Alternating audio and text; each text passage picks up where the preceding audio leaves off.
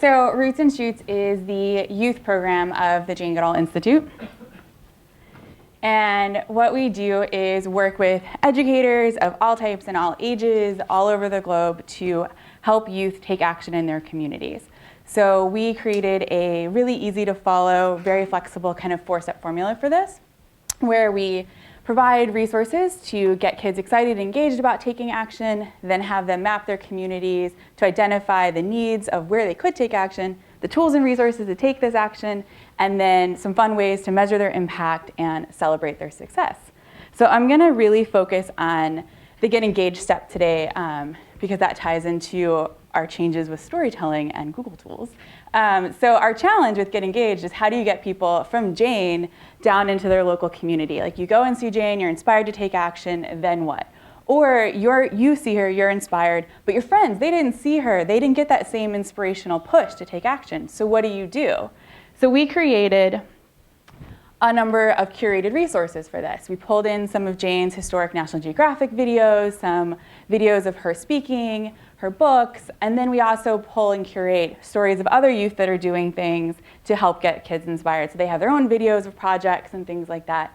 But this was really kind of passive, like you watch something and you reflect on it, or you read something and you reflect on it. You're not actively doing anything. You're not actively engaging and immersing yourself into it. And so this was a challenge that we were starting to address last year, right around the time that we heard that the Google team was going out and doing Gombe Street View. And we were like, oh, this is a really great opportunity. Like, what could we do with the Street View to create this kind of active engagement? And then it also gave us an opportunity to kind of address a question we get a lot in Roots and Shoots that I'm sure some of you came up with, which is, how do you get from Jane and Gombe National Park to Roots and Shoots and youth? You know, we have groups in Santa Monica, California, providing tax services to low-income communities. How does that relate to chimpanzees, right? Like, that's not an easy narrative to kind of tell. So we decided to use Street View to tell that narrative, to tell Jane's journey of how she got to where she is as a global activist, right? She didn't start out speaking to thousands and thousands of people as a leader. She started out as someone going into the forest and making observations. And so we curated our Street View collection to follow along that same theme, where you go into the forest, you make observations, you learn about chimpanzees, you learn about the research that's going on in the habitat and the threats that are facing the habitat, which is what got Jane out of the forest and to become an agent of change. And so how can you now go back into your own community and follow your local journey to taking action? And so that was kind of like our vision of the story we were trying to tell and the goal we had.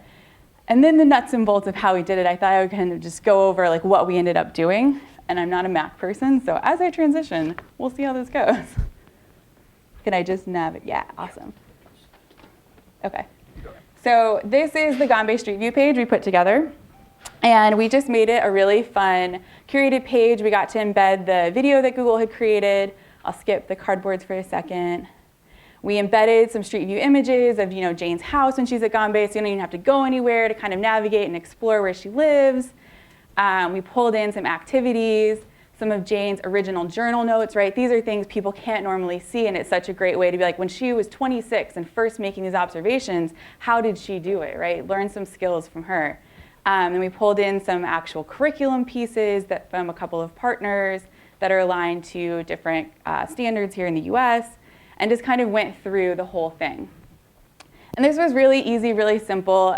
We just threw it up last year when Street View was launching, and I think now we're at a point we kind of know what's working and not working, and we're probably going to tweak it and really start to tie it all together a little bit more.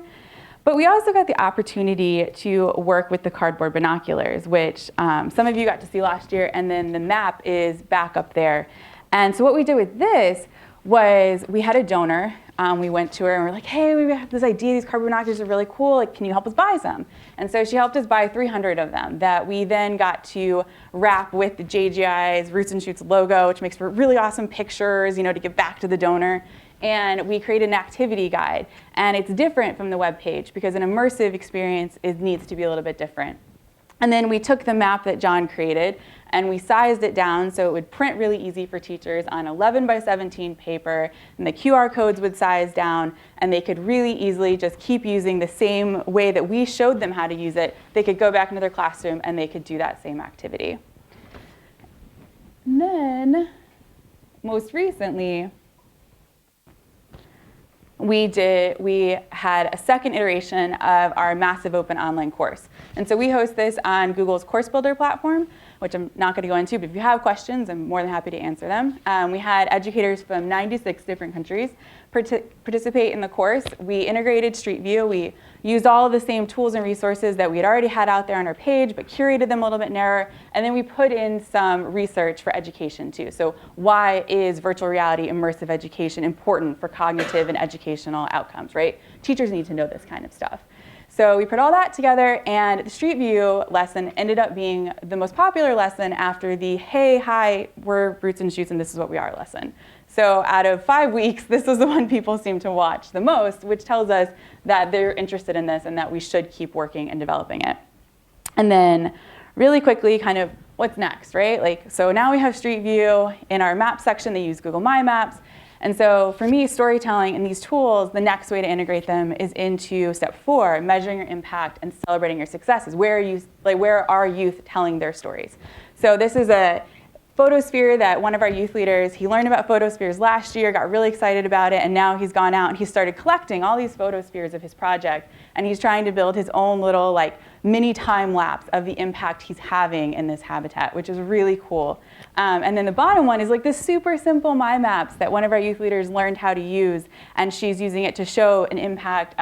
She arranged human trafficking awareness marches and seminars all over the world for other youth. So all these youth organized it, and she organized all the youth organizing it, and then she put it all on a map to show her impact, threw it up on her webpage, and was like, look what we did. And so it's just super easy, fun ways to do that. And that's what I think is next. That's it. Okay.